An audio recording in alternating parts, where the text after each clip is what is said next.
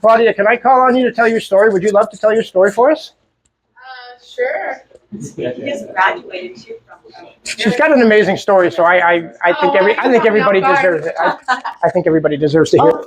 Yeah, I I'm gonna appreciate mic you up if you're cool with that. There you go. Good. All right. All right. Well, I was not prepared for this. So my name is Claudia Valencia. I moved to Las Vegas in 1997 originally from California. I have my background is very Mexican, very traditional, very, very traditional. And I thank my parents for that. However, we trust our families way too much. And from my background, we trusted our family way too much. By the time I was 10 years old, I was raped, abused, and molested by 5 family members. And I didn't know how to talk about it. So all I did was shut up, right? But with that came, how do I protect myself? So what I did was I turned to food.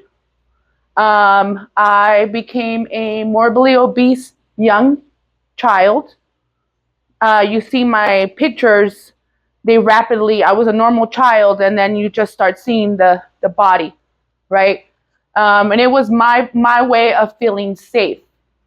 Plus, in my mind, I thought, men like skinny, pretty girls, and I'm just going to be the opposite because I didn't want no one to touch me.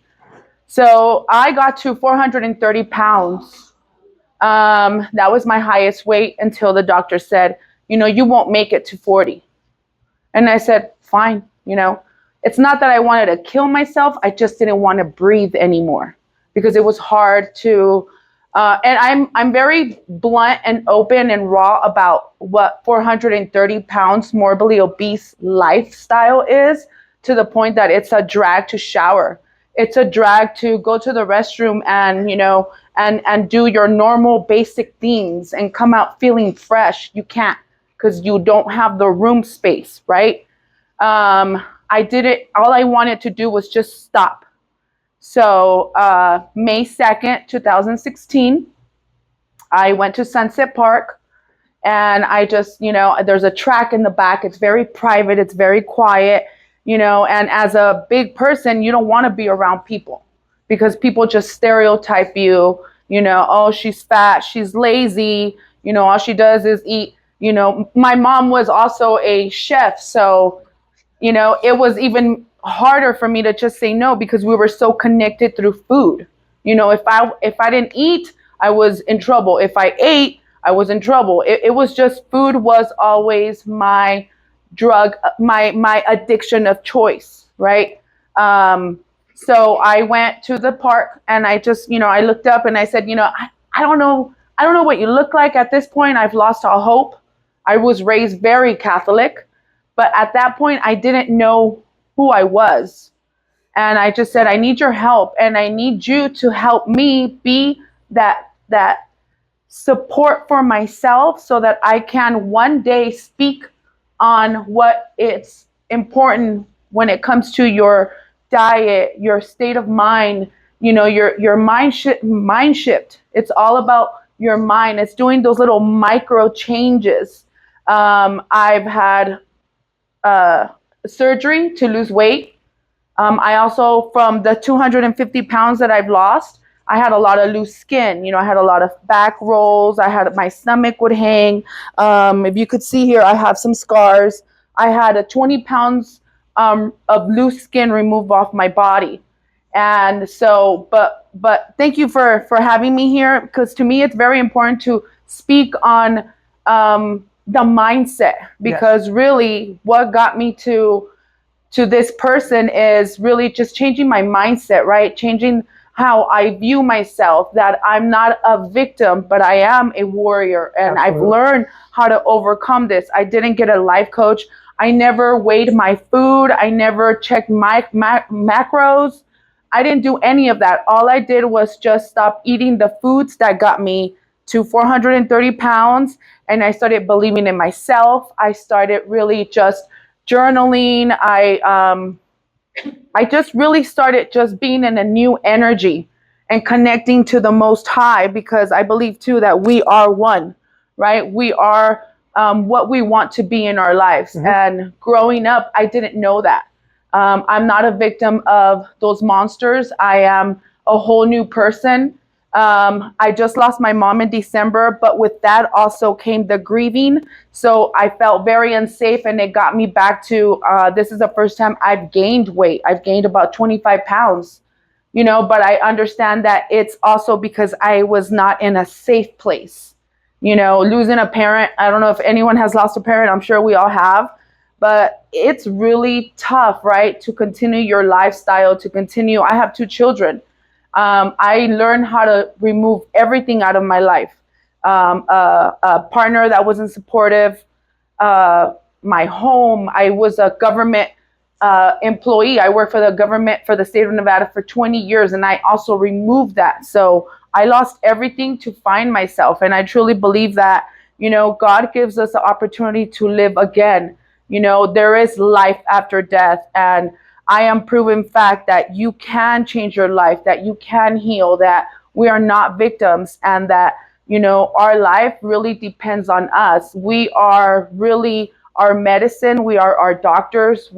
I take care of everything that I do it on my own, and I love to speak to men and women. And you'll be surprised when I speak, out of 5 women, 3 to 4 women will say, me too. And that's why I'm here, because it's time for us not to be quiet and speak, because also men go through, through those, I don't like to say, I like to say that my boundaries were crossed, so I stand here and I just want to say thank you for your guys' time. Thank you. And I did try it. And then I work out. I'm part of the 5 a.m. crew. I work out every day at 5 a.m. I'm very disciplined. No matter what happens in my life, I'm at the gym 5 a.m. every day. And I think that that's the way that I get to remove a lot of emotions, because as human beings, we don't know how to remove our emotions. And if you just take a walk, or if you do some type of yoga, any kind of exercise in your body, you remove so many emotions that we have stored. And it's a beautiful feeling to know that you can heal yourself, but you also have a community. You have all these amazing tools that we can use now. Plus, we have the most amazing tool in our hand, which is our phone. And that's how I healed. I healed by coaching myself, by doing YouTube videos, by checking what was going to be healthy for me versus eating a big fat burrito, with just really, really good food. And I didn't eat junk food. I was just raised with really homegrown, cooked Mexican food, and so food was my drug of choice. It was my addiction. I just couldn't just say, you know what, I don't want you no more. I had to learn how to show up for myself. So, and this is me. And my name is Claudia Valencia, and I have overcome a lot of things in our life. And I believe that we're here for a reason.